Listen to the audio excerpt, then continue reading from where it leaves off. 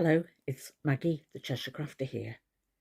If you've been watching my videos in order, you'll know that my sewing machine stopped working in the middle of my project, and I promised to show you the project so far. This is my autumn string quilt, and I'm going to show you in this video how far I've got. So I hope you enjoy watching this. Come back and see me at a later date when I've actually finished it. If you be sure to subscribe, and then you won't miss when I post that video. And in the meantime, watch all the things I'm doing leading up to Christmas. Okay, enjoy this.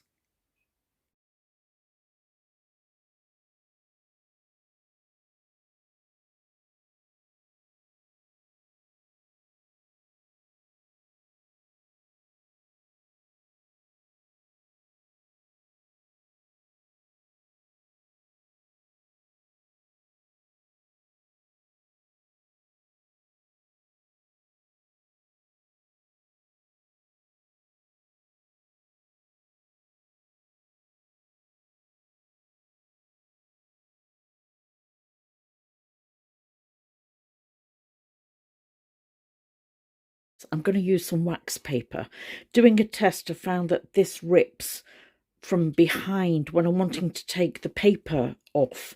Rips much easier than the paper that I used as a base. The only thing I'm not going to do is go anywhere near the iron with this, because the wax will melt onto your fabric and not come off. So let me try with this as a test. It will slip going through the machine though. Next, cut strips of white cotton, 1 inch wide, 9.5 inches in length, and you want 48 of those. For this white section, I'm using my vintage cotton with the leaf design in jacquard, and I'm hoping that the leaf will show. I'm going to use this fabric to back it, so there's some cohesion between the front and the back. For the first 2 rows, row 1 and row 2, I'm using lighter weight fabrics, and for that I'm using a lighter coloured cotton. I'm using a Silco thread, cotton thread. It's on the underside there, and in the bobbin. But because I'm going through different thicknesses of fabric, I've decided to use a jeans needle, because I think it'll go through a variety of thicknesses. There's going to be a lot of changes of thicknesses in this string quilt, so I've opted for that.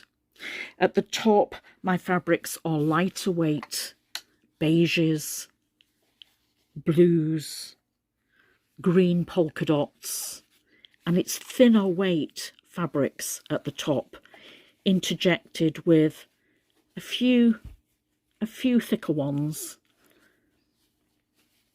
As you can see, as I go down the quilt, the fabrics will get thicker, and I want to change my colour of cotton thread to match that change. And I'm using this Gutterman's quilting thread, 100% cotton. This is 300 meters. Don't know what colour this is meant to be. Don't know if it gives a colour. Let's call it cappuccino, shall we? If we can colour anything, call it cappuccino. I'm going to change that in my bobbin and in the top of my machine, because I'm now going to sew row 8 and 7 going upwards, and I've got thicker weight fabrics. As you can see, these are thicker shirts, possibly trousers, ladies' dresses, thicker weights. The jeans needle will still cope with this, and this thread will combine all of those together.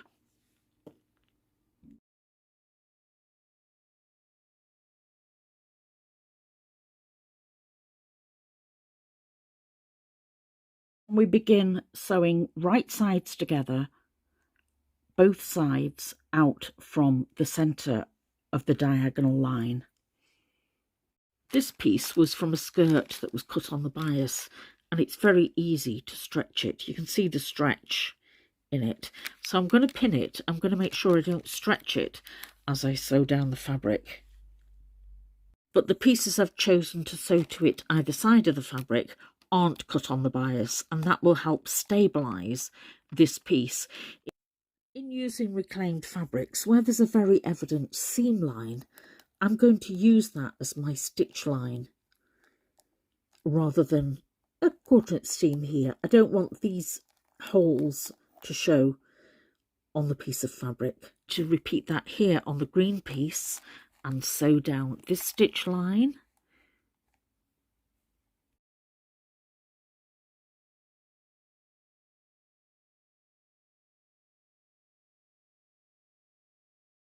Now I'm going to use my 6.5 inch easy rule to square it up. I'm using the wax paper as a guide for this. I'm going to use my rotary cutter.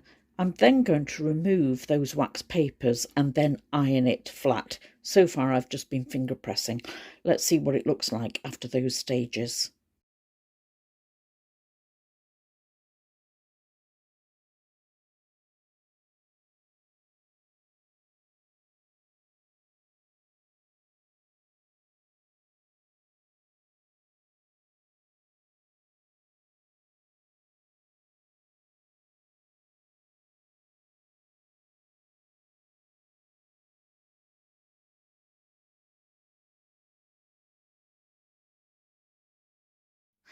Right, it's now time to iron before I sew the rows together. And as you can see here, I've got row 3 and row 4. And in order for the seams to nest, I'm going to iron the odd rows to the right and the even rows to the left, so that when they come together, they will nest.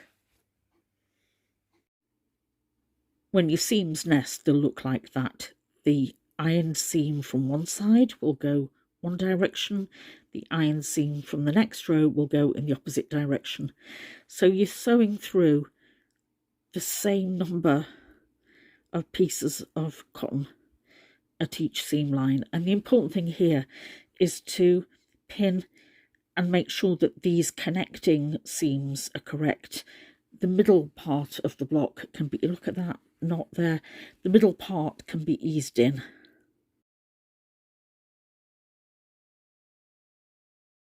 I'm sewing the rows together in pairs, so 1 to 2, 3 to 4, this is now 5 to 6, and I'll do 7 to 8, and then I'll start stitching those two pieces together.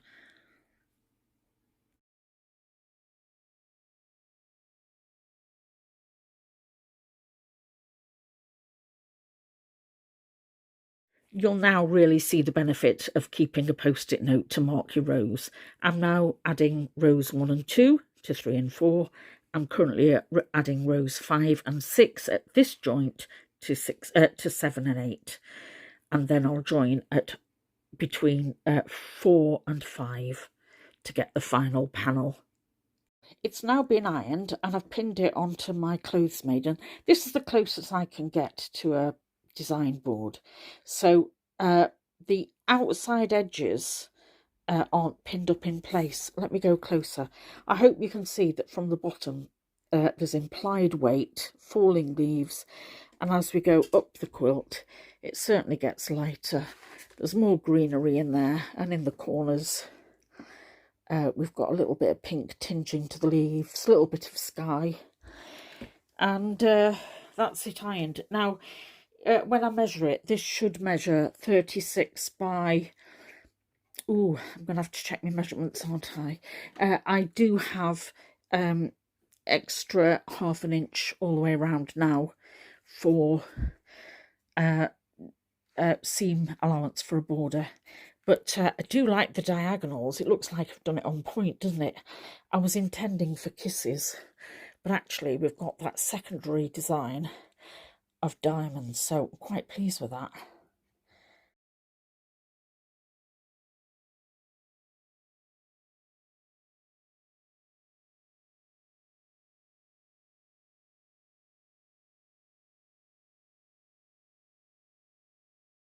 Then attach the outer border in exactly the same way, right sides together. I'm attaching this onto the white now with a 1/4 inch seam. I'm doing the sides first and then going across the top. I'm going to use the same fabric for the trim, but I'm going to cut the trim at 2.5 inches with a 1/4 inch seam allowance. That will leave a trim showing of about 1 inch.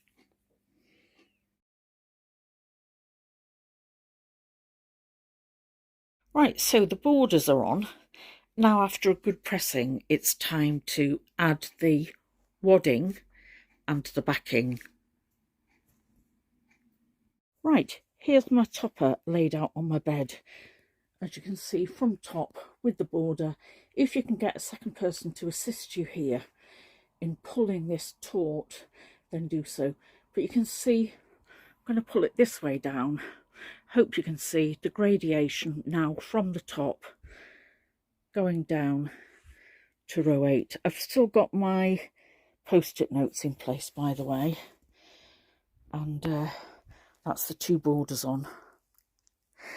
This topper now measures 46 by 58, and I'm going to cut backing and wadding 2 inches wider on each side, so that'll be 50 by 62. And I'm going to sandwich the wadding in between the backing and the topper with wrong sides together using my pins.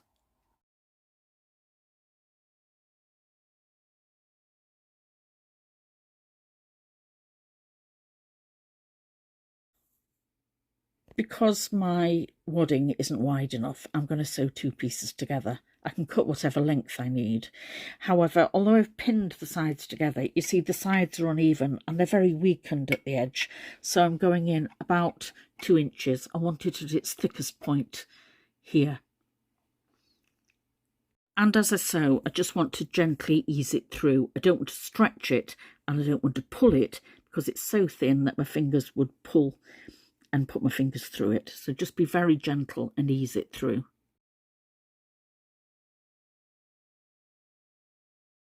Right, so it's now pinned together and I'm going to start quilting it. I've folded the batting up so it'll fit underneath the hole in the, I don't know what this bit's called, in the sewing machine, and I'm going to sew from the middle outward as the usual principle. And to sew this, I'm going to sew lines just inside either side of the square to create a square design on the back. It's now very heavy and I have a table to my side taking the weight of the quilt. You will notice that I'm not going to quilt across the white border. I want to leave that pristine.